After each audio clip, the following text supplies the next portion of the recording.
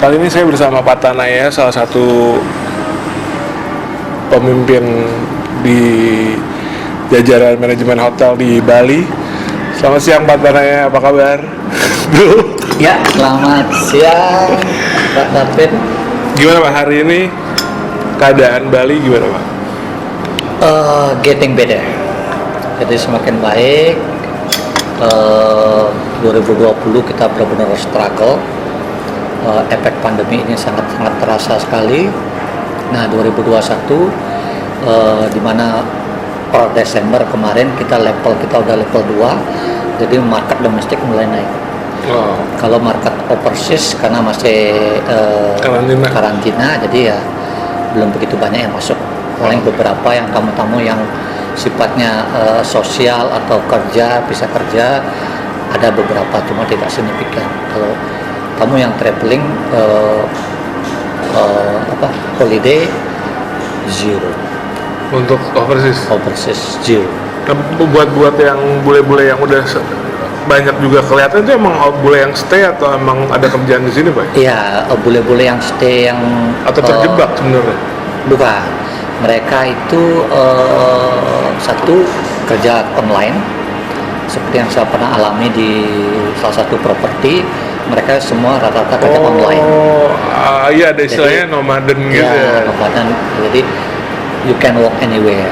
Ya kan, jadi mereka at least ada internet. Nah, mereka bisa kerja di mana saja. Oh gitu kan. Kebijakan pemerintah menurut Pak Tanaya sebagai pimpinan manajemen hotel gimana Pak untuk di Bali sendiri? Saya rasa sih kebijakan pemerintah pusat yang diterapkan di seluruh Indonesia mulai ada titik terang. Dulu sempat gelap. Ya. Dulu kan istilahnya mungkin banyak orang pesimistis, ya kan. Tapi dengan berjalannya waktu, seperti kita lihat, bisa dibilang kita terbaik di Asia. Oh gitu. Iya. Buktinya satu, kematian kita rendah, tidak seperti negara-negara lain. Dua, positivity rate kita mulai menurun. Dan orang yang infected juga tidak terlalu banyak seperti Amerika, Australia. Dan sekarang kita lihat udah mulai terkontrol. Mudah-mudahan masyarakat kita optimis dengan tim dari Pak Jokowi. Nah, kita harus salut nih sama timnya karena beliau sudah bisa menjaga kita semua. Jadi kita tidak seperti India. Kita tahu kan berita India heboh kan sampai oksigen zero. Kita di Indonesia masih stabil. Bagus. Nah, dari Pak Tanaya sendiri sebagai pimpinan manajemen hotel, gimana Pak waktu situasi di era-era pandemi? Kan waktu itu saya juga sempat meliput tempat Bapak kan. Terus after itu kita udah sempat bercanda-bercanda gimana nih lockdown kan nih. Terus Pak Tanaya kayaknya gencar-gencar lockdown tuh. Saya masih ingat. Akhirnya benar-benar lockdown ya. Dan during 2 tahun ya sekarang. Betul. Awalnya waktu pertama kali ada COVID-19 ini, itu kan pertama kali di Cina yang paling banyak. Awalnya kita nggak percaya kan? Iya, masih bercanda kan? Jauh tuh, sampai kita lihat videonya sampai kayak zombie segala macam. Awalnya kita nggak percaya, nggak mungkin nyampe ke sini. Ternyata awal-awal 2020, estimasi kira-kira Maret, udah mulai nih masuk nih, dan berimbas sampai sekarang. Wah, dampaknya saya bilang sangat-sangat memberi pelajaran buat kita. Benar. Jadi semua sektor saya rasa kena, ya kan. Yang paling benar-benar berat yaitu pariwisata. Pariwisata karena mengandalkan orang traveling benar-benar merasakan dampak dari pandemi. Dan saya harapkan sih mudah-mudahan dengan segala upaya dari pemerintah, baik dari sisi penanganan, baik dari sisi bantuan yang diberikan, mudah-mudahan 2022 ini kita bisa kembali normal, step by step normal. Nah dengan sekarang domestik cuman antigen doang kan setelah 2 kali vaksin, salah satu properti Bapak nyaris full ya di daerah Legian. Legian kemarin kita dari mulai Natal itu kita mulai full ramai sampai hari ini. Mudah-mudahan ini adalah sinyal positif buat pariwisata khususnya Bali dan daerah lain. Saya rasa sih kedepannya saya harapkan kita bagus lah. Oke ya. Tapi yang drop justru tempat yang kita liput waktu itu Pak ya? Kenapa Pak? Beverly Hills Kendal ya? Karena jarak atau harga? Beverly ya. Lumayan. Karena secara properti kan bagus, private, betul. unitnya gede. Beverly karena dulunya kan marketnya kebanyakan persis. Jadi memulai market baru kita butuh waktu. Oke. Jadi butuh waktu setahun 2 tahun. Kita tidak bisa kayak membalikkan telapak tangan kan langsung. Oh kita ganti market masuk, nggak bisa. Jadi kita butuh proses promosi, pengenalan segala macam. Nah itu butuh waktu. So far sekarang Beverly domestik udah mulai masuk. Di sana kebanyakan sekarang long stay. Jadi kamu luar yang kerja dari Bali stay di sana. Jadi strateginya sekarang bayarnya bulanan Pak ya? Bulanan. Jadi rata-rata hampir villa-villa yang di Bali menerapkan sistem bulanan. Karena ya at least biar bisa bertahan ya. Kondisi kayak gini kalau daily dengan kompetisi yang begitu tinggi agak berat. Iya benar. Nah waktu itu kan kita juga sempat bercanda tentang sambil ngopi tentang virus ini nih. Terus banyak orang yang nggak percaya. Nah Pak Tahir ternyata pernah dan menjadi salah satu orang yang merasakan walaupun tidak dites ya. Betul. Gimana tuh Pak, boleh ceritain? Itu yang saya heran. Dulu banyak orang menganggap ini adalah konspirasi segala macam. Dan awalnya saya 50-50. Oh Bapak juga sempat gaya ya? Antara percaya konspirasi atau dengan realita. Nah setelah saya mengalami itu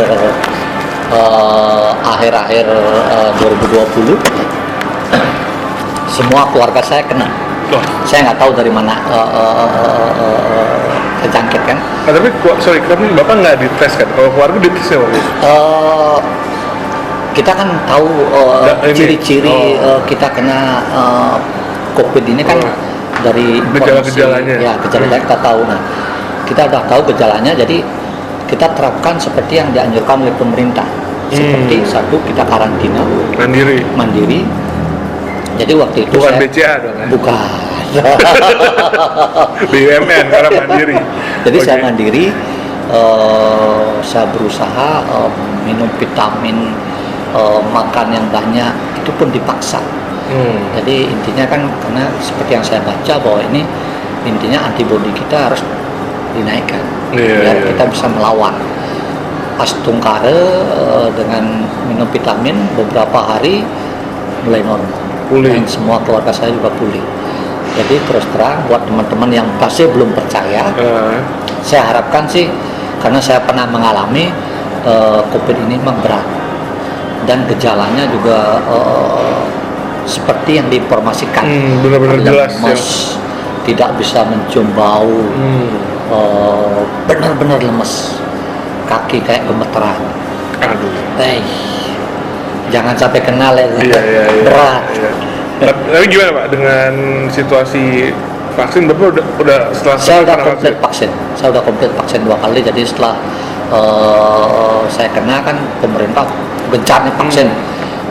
Saya langsung mendaftar tanpa basa-basi, langsung daftar karena udah tahu gejalanya. Akhirnya saya udah vaksin 2 kali. Pas tungkare. Sekarang ada Delta, ada Omicron. Aman. Tadi saya kemarin sambil sempat jalan-jalan nih Pak ya, dan melihat situasi di daerah Legian, Kuta, Kartika Plaza, lalu kemudian pindah ke Kerobokan, daerah Canggu sekitarnya. Itu ada sedikit perbedaan dampak ya? Betul. Itu kok bisa begitu Pak ya? Ada yang benar-benar seperti kota mati, lalu ada yang malah bertumbuh daerahnya. Itu gimana sih Pak? Boleh jelasin sebagai pimpinan manajemen hotel dan juga warga Bali? Betul. Kalau kita lihat daerah pariwisata di Bali, yang happening itu Canggu. Itu orang udah tahu. Seminyak, Legian, Nusa Dua Kosong. agak sedikit turun lah. Drop. Nah, kenapa Canggu banyak orang, banyak masih ada tamu, karena satu yang tamu stay di sana adalah tamu bulanan, mostly tamu bulanan. Jadi mereka either sambil kerja, juga mereka enjoy dengan Canggu, karena Canggu di sana lebih hidup. Yang pertama, objek wisata juga bagus, pantainya juga bagus. Terus yang kedua, banyak tempat-tempat atau kafe-kafe yang lagi ngehit. Iya benar. Itu Di dia Instagram lagi ngehit. ramai Jadi banget. baik tamu domestik, tamu luar sana. Jadi fasilitas seperti itu banyak. Jadi orang akan cenderung ke sana. Ya kenapa akhirnya pemerintah, saya sempat berpikir ya Pak ya, karena kan kemarin lewat beberapa kali lewat mall Beach Walk, sorry. Kenapa pemerintah tidak bikin kayak semacam bazar buat yang pada kosong di daerah Kuta dan Legian? Kan Beach Walk ramai itu Pak, Betul. setiap harinya, nggak ngaruh kayaknya. Maksudnya warga-warga yang berdampak, toko-toko tutup, dibikin bazar aja di depan Beach Walk. Kira-kira ide itu realisasi atau ada semacam peraturan adat atau segala macam? Betul. Cuma kan kondisinya kan tidak memungkinkan kalau sekarang dilakukan seperti itu. Kalau dari pemerintah sih sekarang ada beberapa wilayah sudah memberikan bantuan melalui banjar masing-masing. Nah, kenapa mungkin tidak melakukan seperti yang Pak David bilang? Satu, untuk biar tidak kerumunan. Iya. Itu kan riskan. Iya. Murah, banyak orang datang, udah. Iya. Itu kan melanggar, Iya. riskan. Iya. Mungkin ya seperti itu saya rasa.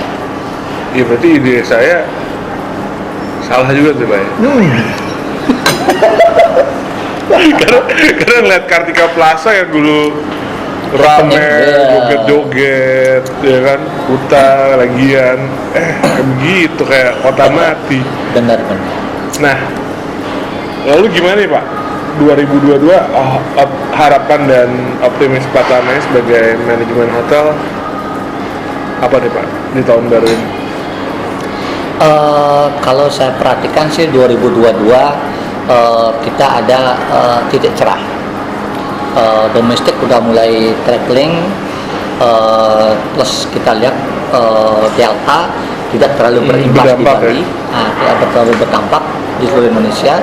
Omicron juga tidak terlalu. Jadi saya rasa 2022 kita akan kurvanya akan seperti ini. Iya sih. Secara lokal kayak saya juga langsung kepikirannya kalau liburan Bali Betul. lagi.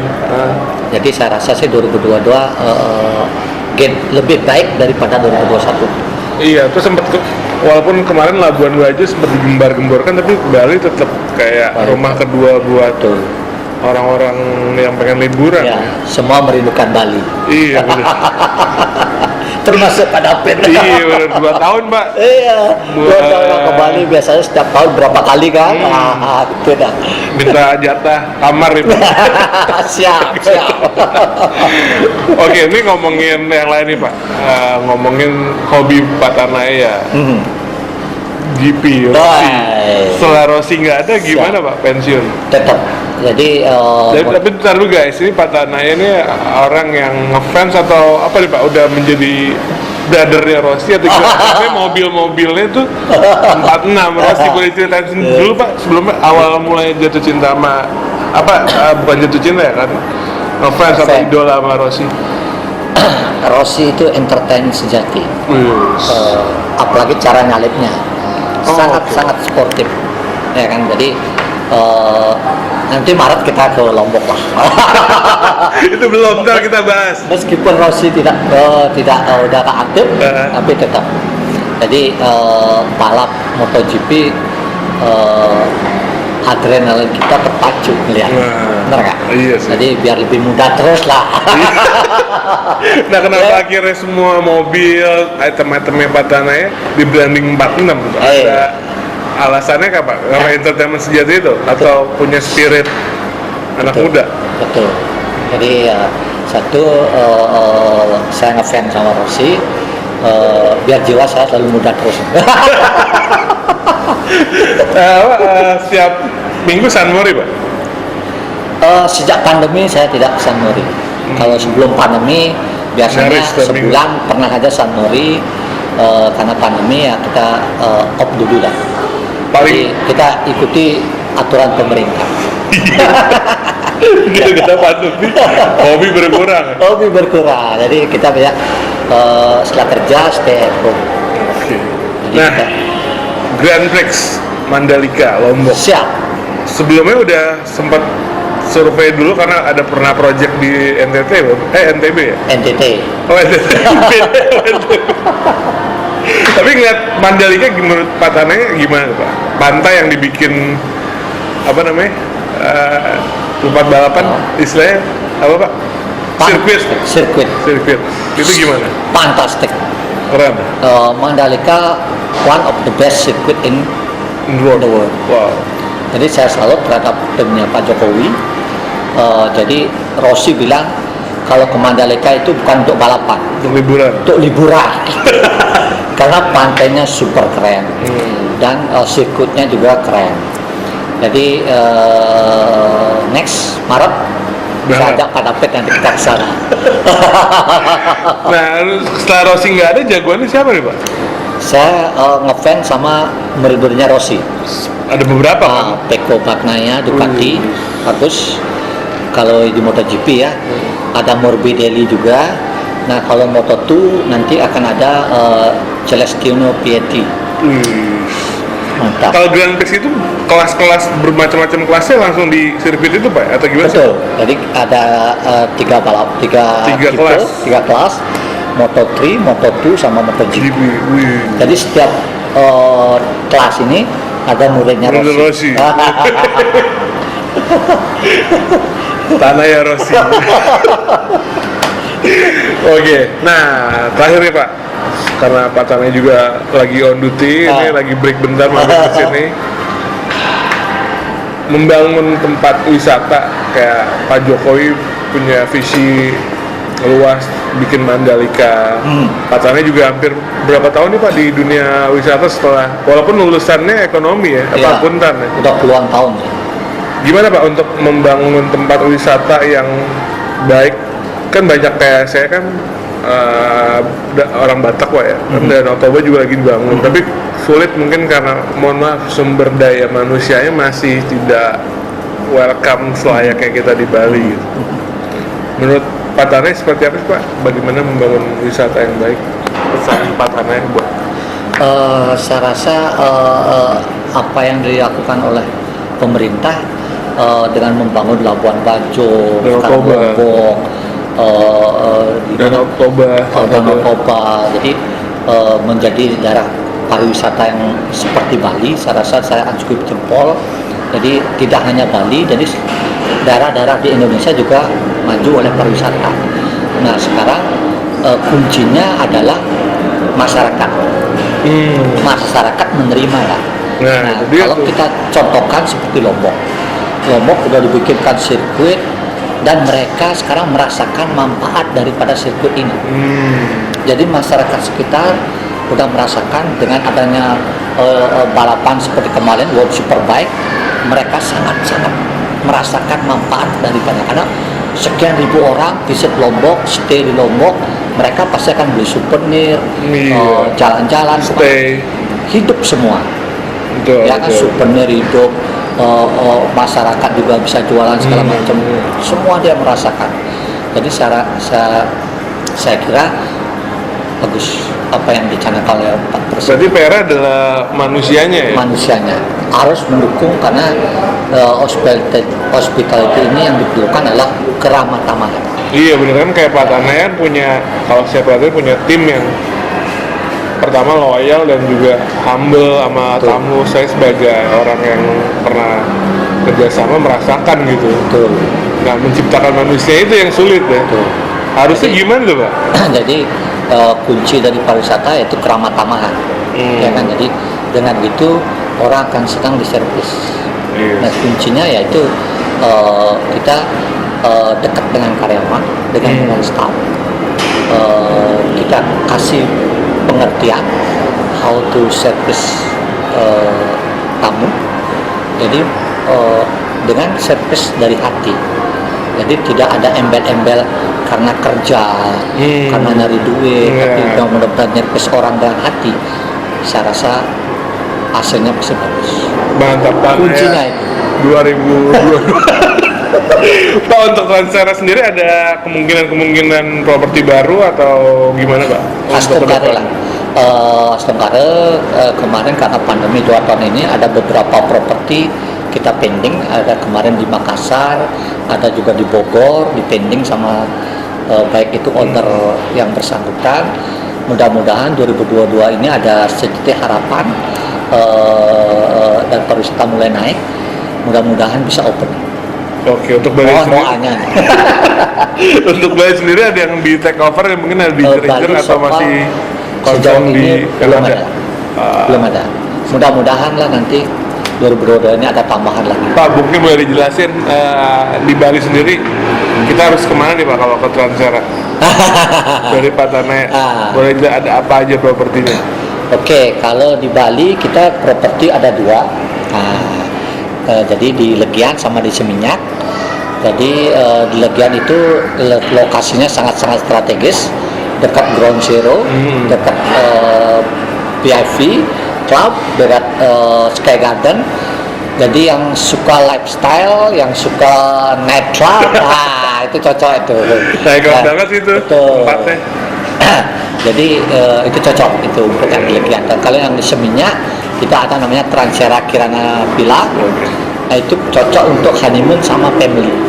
Kalau Honeymoon sama family. family. Ya, itu cocok itu karena lokasinya benar-benar sunyi, damai, dengan pool yang sangat luas. Jadi itu sangat cocok sekali. Pacaran cocok nggak Pak? Sangat cocok. Selingkuh? Jangan, tidak diperkenalkan. Terima kasih Pak Tanaya buat waktunya. Sip, Sukses buat Transera. sip. Atau jangan-jangan 2022 pindah deh. Sukses Pak. Siap. Lancar, sehat Sukses selalu. juga. Terus. Thank you. Terima kasih.